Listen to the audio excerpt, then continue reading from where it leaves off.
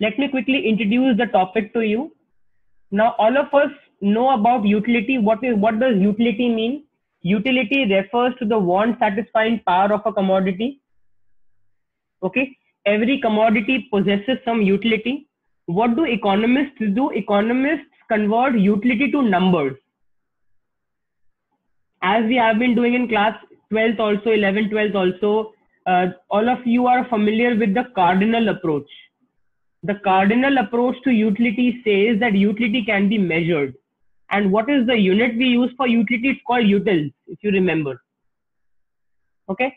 So if I say that the bundle X1, X2 is preferred to Y1, Y2, it means it should give me a higher utility. So if we come to the whiteboard,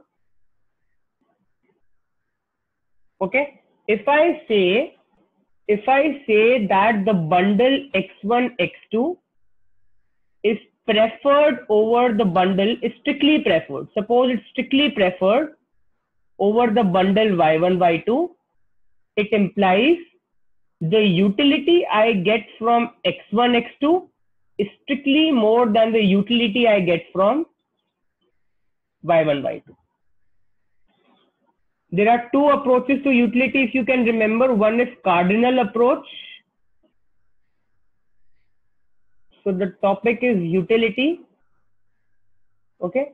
Cardinal approach. It says that utility can be measured.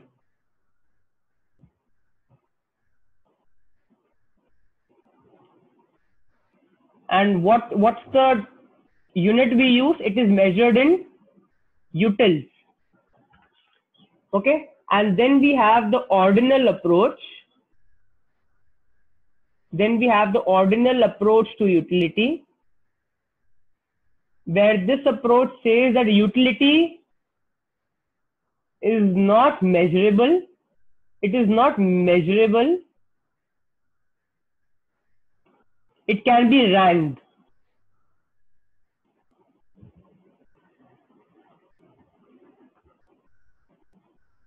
So you can think of it like this, that cardinal approach is the absolute approach.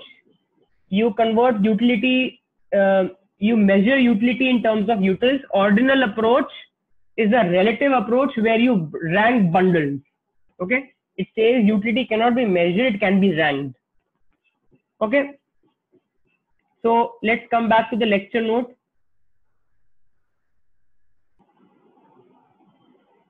So utility is of two types, ordinal. The magnitude of utility is only important in so far as it ranks different consumption bundles. The size of utility difference between two consumption bundles does not matter. It means when we talk about the ordinal approach, the magnitude of utility does not matter. What matters is how we are ranking it. For example, suppose on your screens you can see the table. There are three bundles A, B and C. Suppose person 1 gives a utility of 3 to bundle A, 2 to bundle B and 1 to bundle C. The second person gives a utility of 17 to bundle A, 10 to bundle B and 0.002 to bundle C. The third person gives a utility of -1 to bundle A, -2 to bundle B and -3 to bundle C. So you can see that numbers have been allotted randomly and the numbers don't matter. What matters is that if you look at all the three persons, all three individuals prefer A over B over C. It means it does not matter what number you are allotting. All what matters is the numbers will just tell you which bundle you prefer. So the ranking matters here. In ordinal approach, the ranking matters. Person 1 also ranks A over B over C. The second person also ranks A over B over C, and the third person also has the same preference. So irrespective of the numbers I have allotted, all three individuals prefer A over B over C. Okay. Monotonic transformation. Okay. Cardinal approach we'll come to later, but let's talk about monotonic transformation first. Now, this is a concept you have done in MME. In maths, you have done this concept in semester 1. So monotonic transformation is a way of transforming one set of numbers into another set of numbers in such a way which preserves the order of the numbers. So a monotonic transformation is represented by a utility function f of u that transforms each number u into some other number f of u such that u1 greater than u2 implies f of u1 is greater than f of u2. Remember in MME when we had done the concept of strictly increasing decreasing, semester 1, if you can recall, I have come to the whiteboard. So remember the concept of strictly increasing. When is a function said to be strictly increasing? x1 more than x2 implies f of x1 is strictly more than f of x2. We say a function is said to be strictly increasing. If you can recall, suppose this is y equal to f of x. Suppose we have x1. Suppose this is x2 and this is x1. So remember, this is f of x1 and this is f of x2. You can see this in my handouts on MME. Students who were studying MME with me in semester 1. Okay, it's an example of a strictly increasing function. It's an example of a strictly increasing function.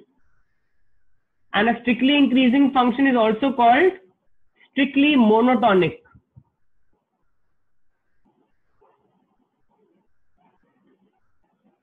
Now the only difference is instead of having x here, I am having a utility function u, and instead of having y here, I am having the utility function f of u. So I am given a utility function. If I take a strictly positive monotonic transformation of that utility function, it will give me the same preferences. So I am writing it here, the result I am writing it. Given a utility function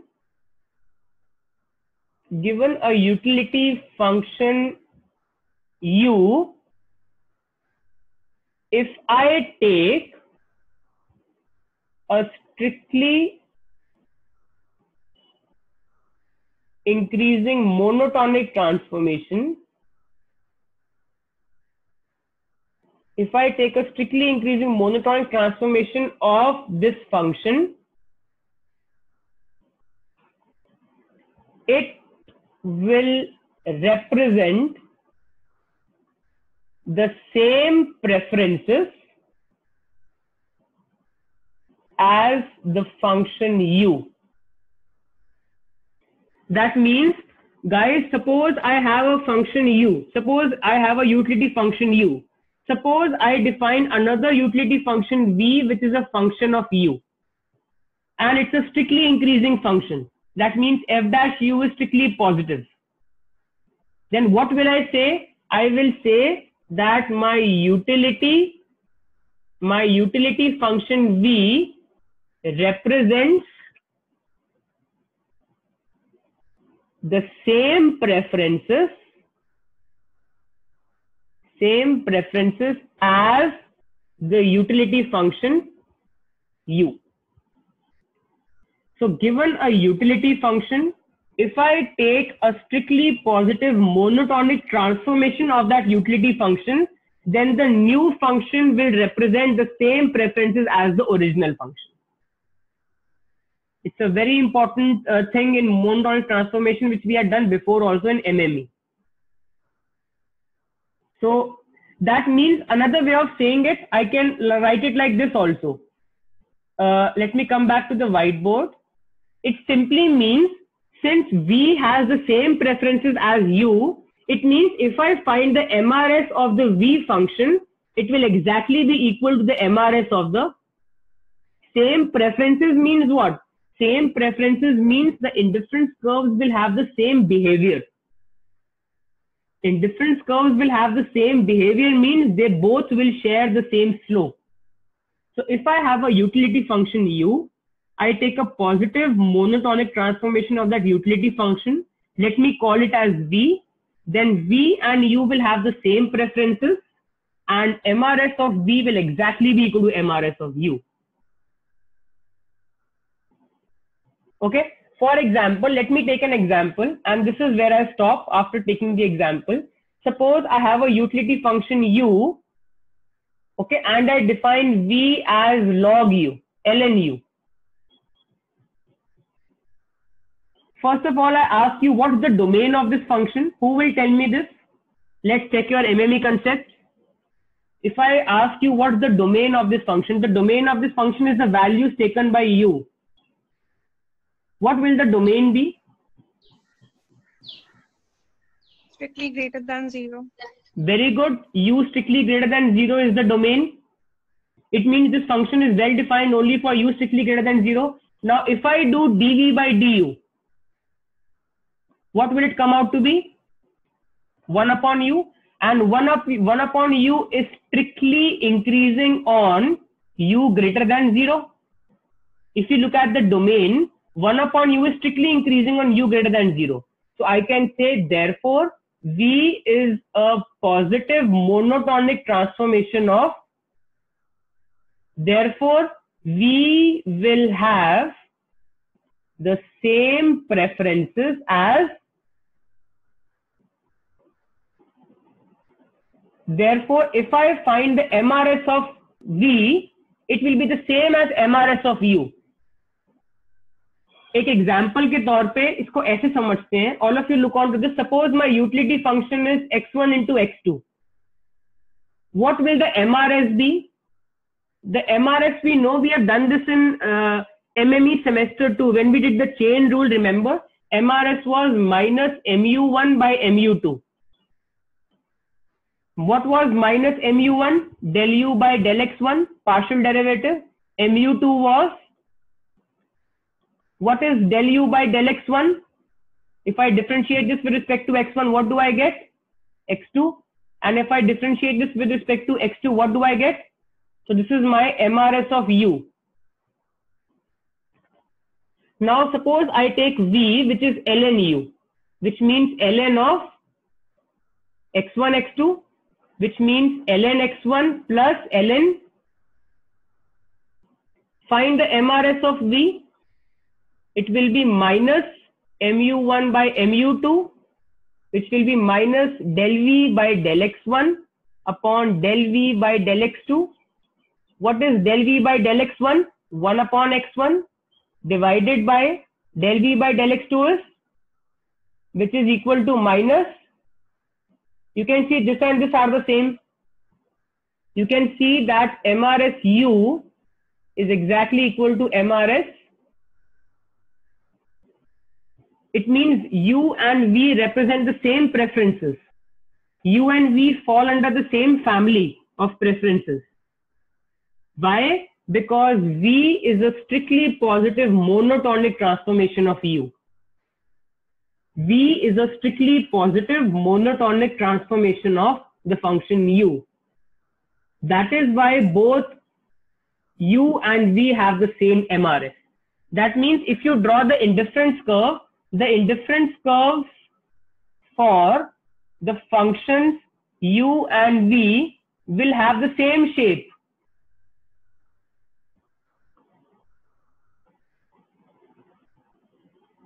Adding to this, their levels can be different. Levels can be different, but the behavior will be the same. So understand this. Talking about the functions U and V, levels can be different. One indifference curve can be at a different level as compared to another indifference curve, but behavior is the same. And how do we capture behavior? Behavior is captured by slope. Behavior is the same. So I hope all of you are clear with this. Okay. So guys, this is where I stop. Monotonic transformation, you can see a non-monotonic function on your screen. It is partly decreasing and then it's partly increasing. So it's a non-monotonic function. And some examples of monotonic transformation is when you multiply by a positive number, when you add any number, when you raise a number to an odd power. All these are examples of monotonic transformation. If I multiply u, okay, let me come back to the whiteboard. Suppose I multiply u by a positive number 2u, then this is an example of a monotonic transformation, because if I do dv by du, it will be 2, which is strictly positive. If I raise a number to an odd power, again this is also an example of a, because if I do dv by du, it will be 3u square. U square is always positive, so 3u square will also always be positive. Similarly, if I add any number u plus 2, this is also an example of a monotonic transformation, because here my dv by du will be 1, which is positive. So these are various ways of taking monotonic transformations. Okay, open for doubts if any, otherwise we can stop here. I'll share this handout with you today on the group, and you can just start the introduction. We'll finish this handout in the next